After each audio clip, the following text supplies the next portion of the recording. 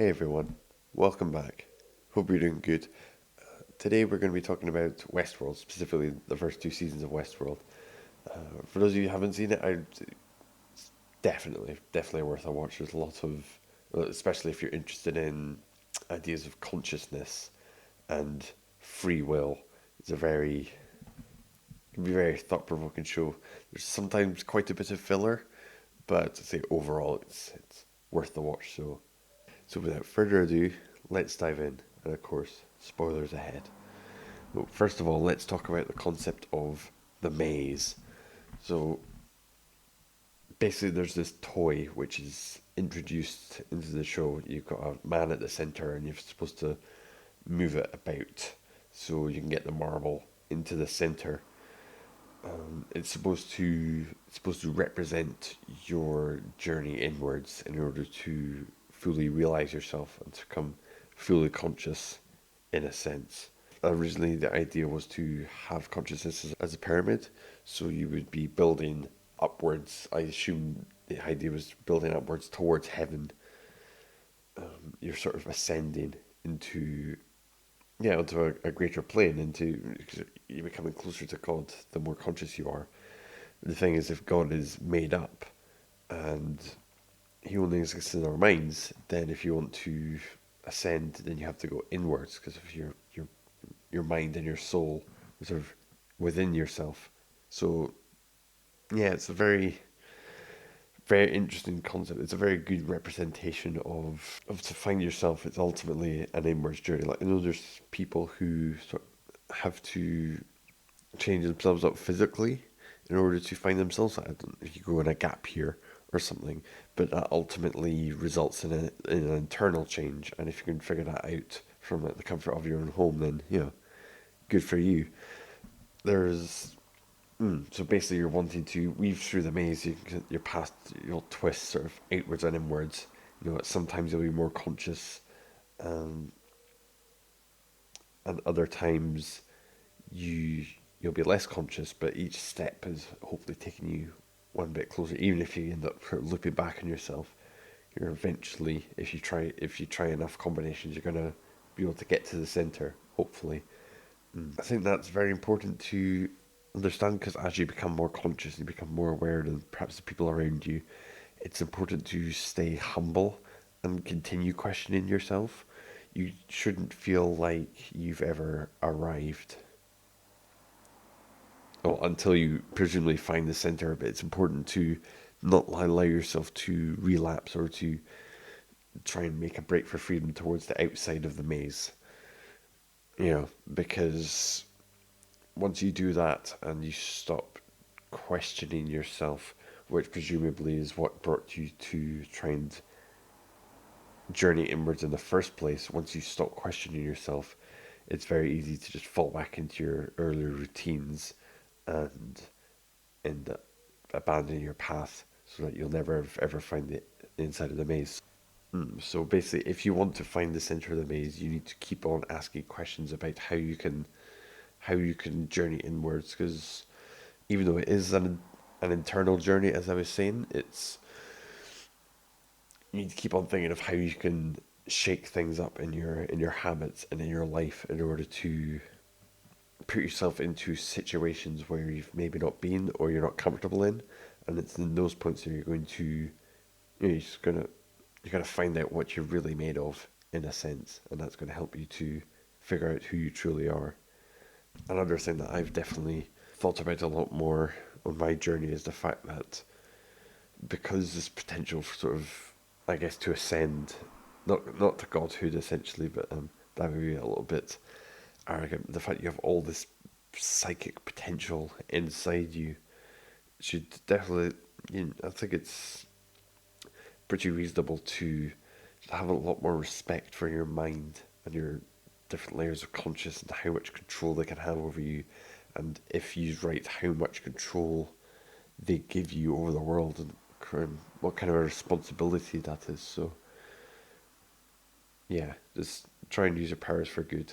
Yeah, I don't personally really believe in anything in a higher power, but I guess if pushed to come up with an answer, I'd say it's sort of have a have a respect for all this psychic potential that I'm starting to become aware of inside of me.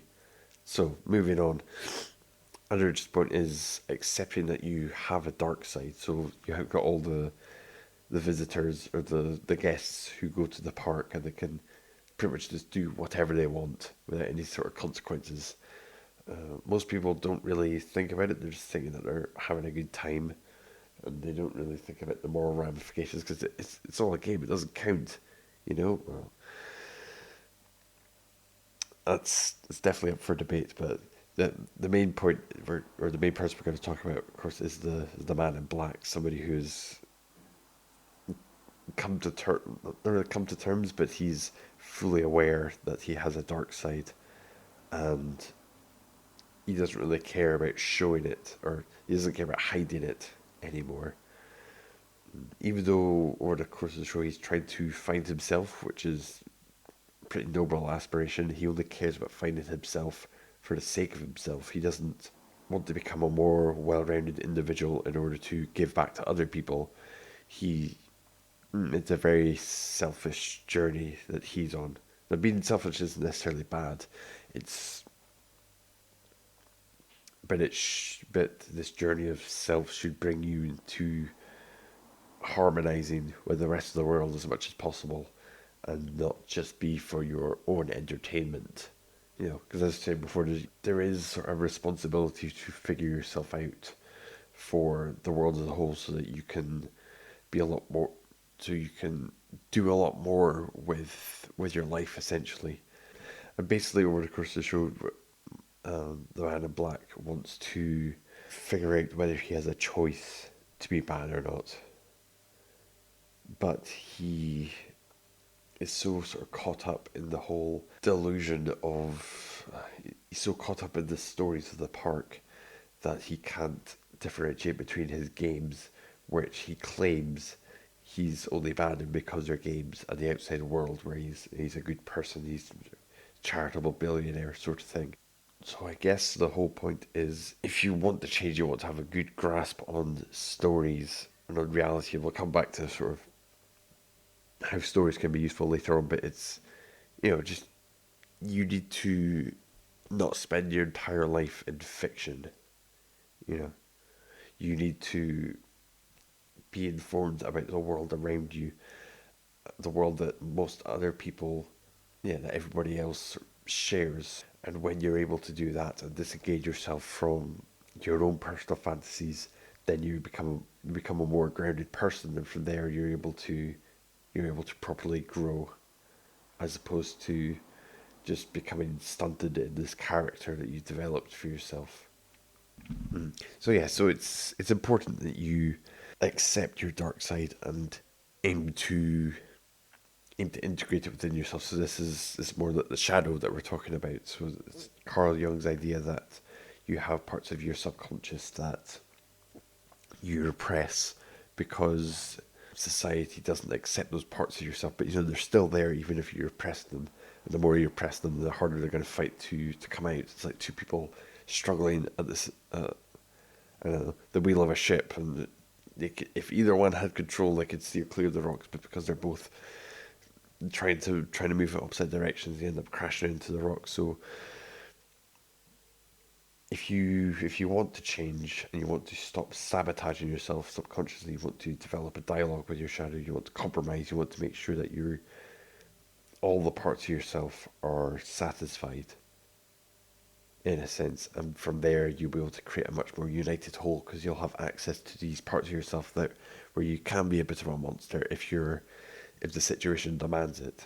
So, yeah, so for that you need to practice talking to your subconscious, which is also a concept in the show where the people who build the hosts and want them to become more self-aware, they try to get them to hear voices in their head where they hear other people's voices, but the plan is to eventually have the robots hear their own voices.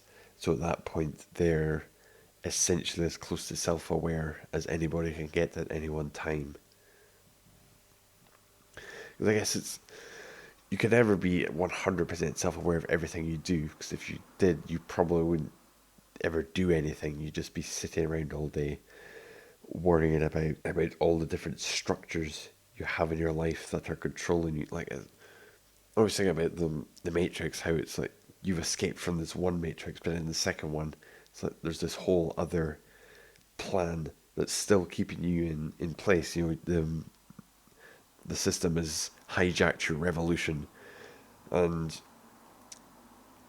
I don't even know if complete sort of complete free will is even possible, where you can be a person has exists without any influence from anyone, but you would absolutely have to kill any semblance of your sense of self in order to get there. Physically still be alive afterwards, but it would be a completely different person mentally.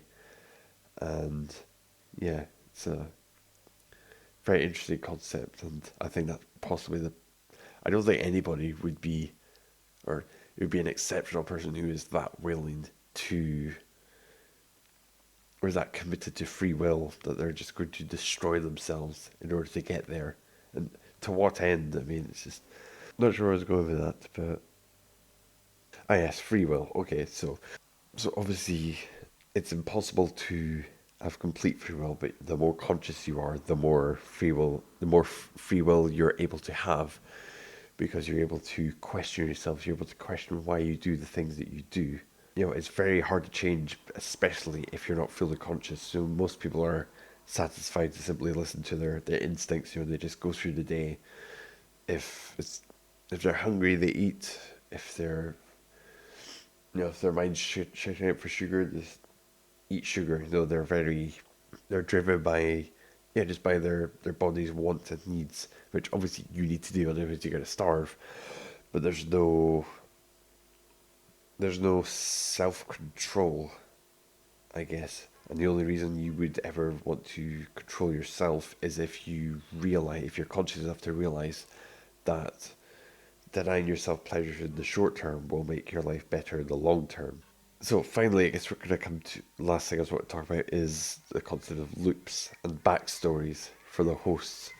So people need routines, even if they're committed to changing their life. You know, you need to ground yourself in reality. That's the same reason why they give the robots, or they give the hosts these routines, so that when you have the guests are sort of killing people left, right, and center, the robots stay sane, or they don't freak out. You know, they just kind of process this stuff, but they have ways of just going about their day. So, just I think just for sanity's sake, people need routines. But yeah, of course, if you're listening to this channel, you probably wanted to change yourself. So ideally, you would gradually and controllably change yourself. Like, make small tweaks to your routine until you've got a routine that works for you, a routine that's based around growing yourself. You know, where you're evaluating your decisions every step of the way, but you're doing it gradually, controllably, so you don't go completely off the rails. Because if you don't try and change yourself at all, then sooner or later the world's going to force you to change, and that's going to be a lot less pleasant than if you decided to take responsibility for that change yourself.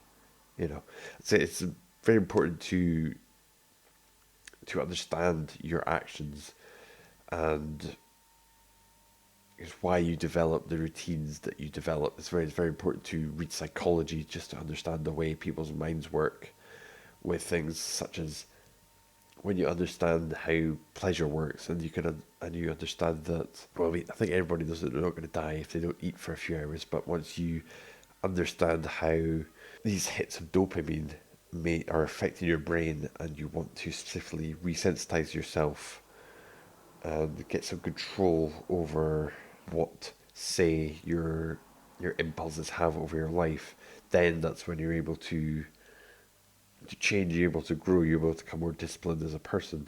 Yeah.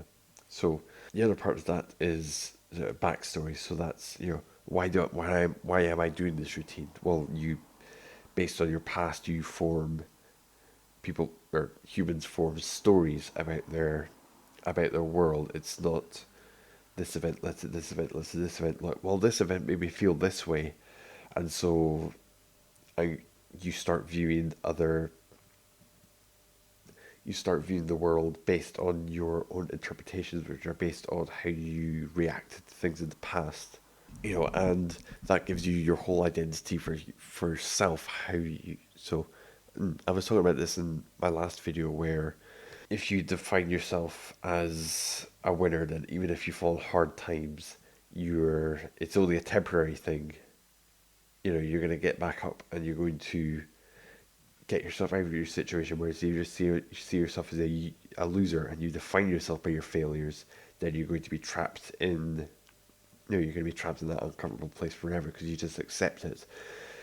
But it's important to form your own story, which I guess is easier for the robots because you can just upload a new story to them.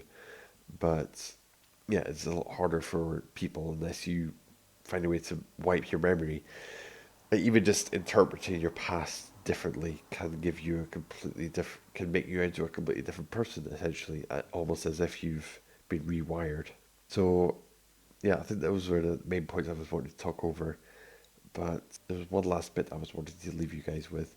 So because of the fact you can create robots which are, well, not in the real world, but in the show, that exhibit consciousness, because it's supposed to be slightly different for people because you've actually built it from the ground up and you can see all the code that goes into it, which I assume is just representing neurons in the brain, sort of neurons are firing, they're not firing, sort of binary. I don't know if that's how it works, but no. The fact that even if consciousness isn't real and it's just sort of made up and it's all a show, you know, it's impulses and the world around you is it's like a puppet in a way. You're dancing to what the world tells you to dance to, but when your strings are cut, there's nobody there. You're dreaming about being a real person, like that scene in True Detective.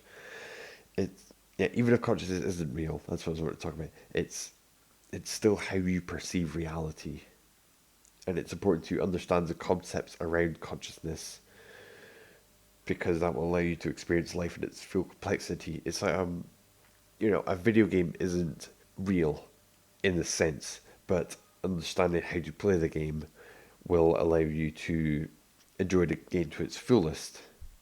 So even if you understand that reality isn't real, it's important to understand these terms of consciousness. Yes, because once you understand consciousness, you are able to play the game of life a lot better.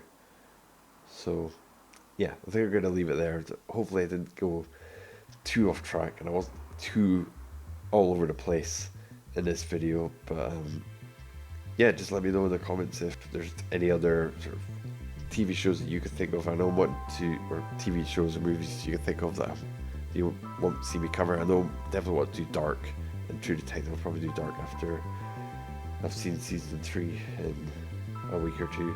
So yeah, hope you enjoyed me discussing themes of Westworld, and until next time, keep growing.